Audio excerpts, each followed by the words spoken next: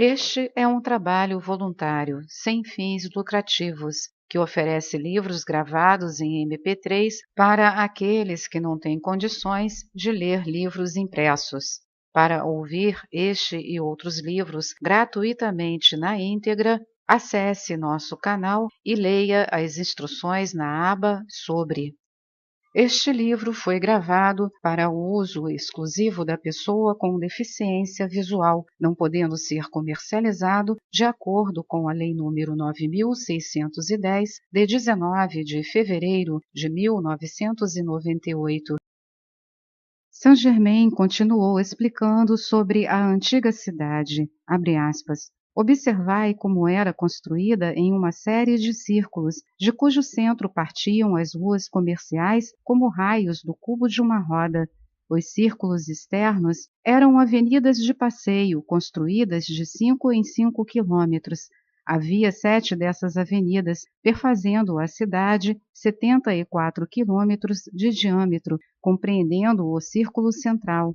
Assim, as atividades comerciais não interferiam na beleza e conveniência das avenidas. O primeiro círculo interior tinha cerca de 6 quilômetros de diâmetro e dentro dele estavam situados os edifícios governamentais de todo o império. As ruas eram todas belamente pavimentadas e construídas a uma distância de 45 a 60 centímetros abaixo dos edifícios e terrenos adjacentes. Eram irrigadas todas as manhãs e lavadas com perfeição antes de começarem as atividades diárias. Notai a singular magnificência das avenidas de passeio e beleza das plantas e das flores, formando tufos de ambos os lados. Um aspecto muito predominante da arquitetura da cidade consistia em que os últimos andares de quase todos os edifícios, especialmente residências, eram construídos com abóbadas ajustáveis. Podiam ser fechadas e abertas à vontade, porquanto eram construídas em 4 seções e dispostas de tal modo que podiam convir tanto para dormir como para fins de divertimento. Os dias nunca eram excessivamente quentes e à noite o maravilhoso ar fresco das montanhas vinha tão pontualmente como o romper do dia. Fecha aspas. Entramos no Capitólio, enorme estrutura de grande beleza. O acabamento interior era de mármore creme raiado de verde, sendo o chão revestido de pedra escura verde musgo, assemelhando-se ao jade na sua textura, tudo tão bem ajustado que dava a impressão de ser uma só peça. Na rotunda viam-se mesas grandes, da mesma espécie das pedras verdes do chão, porém num tom mais suave. Eram providas de pesados pedestais de bronze, colocados cerca de 1 metro a partir de cada extremidade. Saint-Germain estendeu novamente a mão e estávamos entre criaturas viventes, movendo-se pelas ruas e edifícios. Fiquei com a respiração suspensa, espantado, pois vi uma raça inteira de gente de cabelos dourados e bela tez branca rosada. Os homens tinham 1,85 m a 1,90 m de altura e as mulheres, em média, cerca de 1,75 m. Seus olhos eram do mais belo azul-violeta, muito límpidos e brilhantes, exprimindo grande e tranquila inteligência. Atravessamos uma porta à direita e entramos na sala do trono do imperador. Era evidentemente dia de audiência, pois ele estava recebendo visitas estrangeiras e locais. Saint-Germain então disse, abre aspas, este foi o imperador Casimir Poseidon. Ele era verdadeiramente Deus encarnado. Notai-lhe a bondosa nobreza do semblante e, no entanto, o tremendo poder que tem dentro de si. Ele era e é um mestre ascensionado, abençoado e imensamente amado.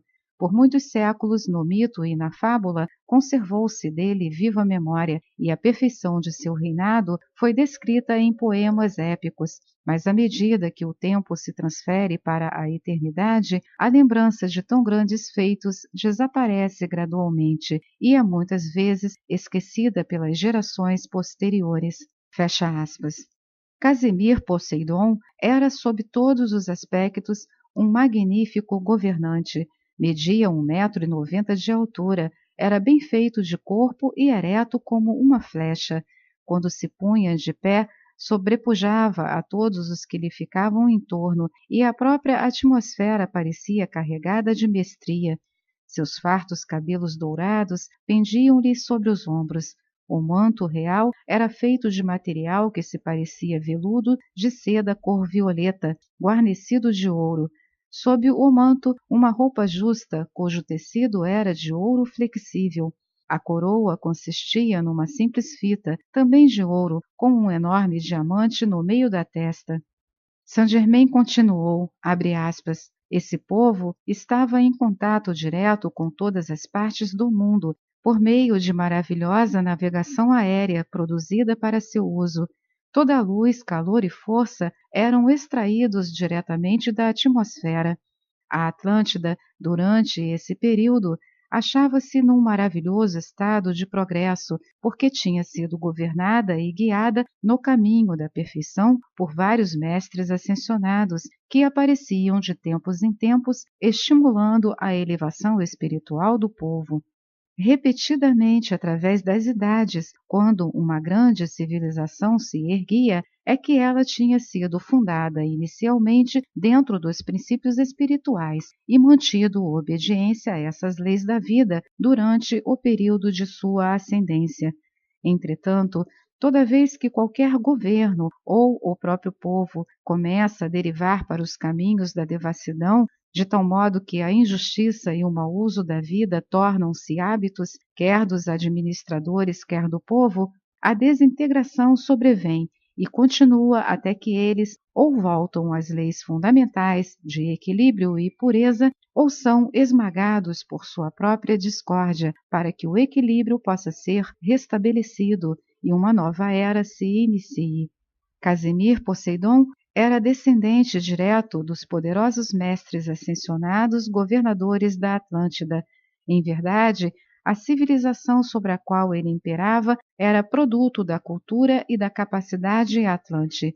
Sua capital era famosa no mundo inteiro pela magnificência e beleza. Observai nas zonas rurais o método empregado para transportar objetos, pois a energia que esse povo utilizava era gerada num instrumento apresentando uma caixa com 60 centímetros quadrados e comprimento de 90 centímetros ligado ao mecanismo do implemento em uso. O abastecimento de água dos rios era controlado, sendo também utilizada sua energia.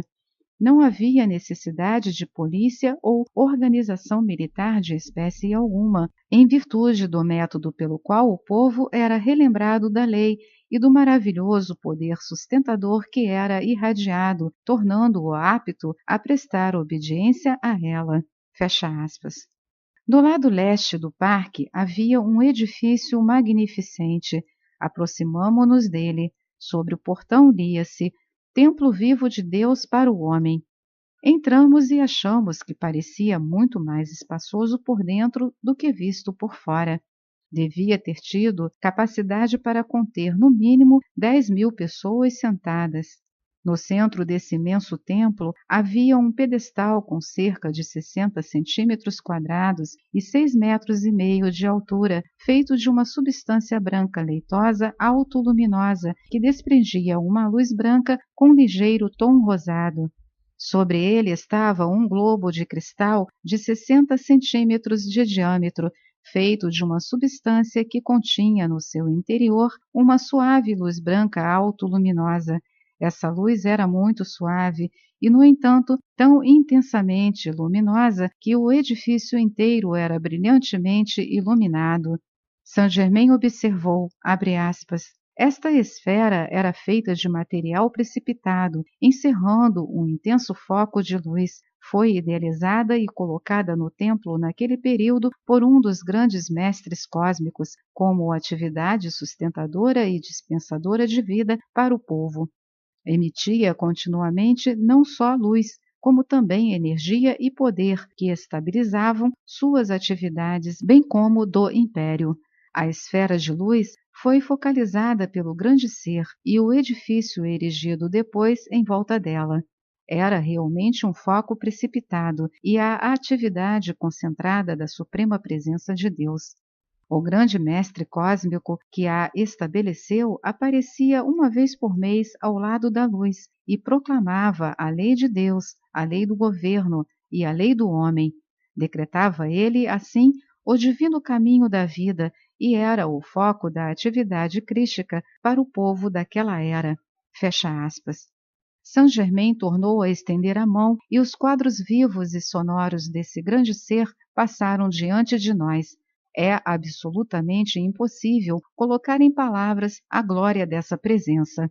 Só posso dizer que ele era verdadeiramente o Filho de Deus em expressão perfeita. Em certo momento, ouvi o grande mestre cósmico proclamando a lei ao povo. A lembrança, a majestade de sua presença e de seu decreto ficaram gravados em minha memória para a eternidade, tão claramente permanecem em minha consciência. Transmito-vos seu decreto, tal como ainda perdura diante de mim. Abre aspas.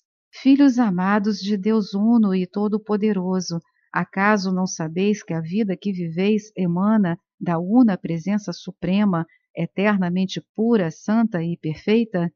Se alguma coisa fizerdes para macular a beleza e a perfeição dessa vida una, apartar-vos-eis das dádivas de Deus.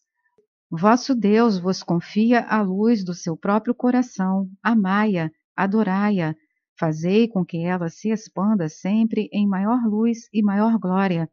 Vossa vida é a pérola de grande valor. Sois os guardiões do tesouro de Deus. Vigiai-o, e não o useis, senão para ele somente, e sabei que recebestes a luz da vida, de cujo uso tereis de prestar contas.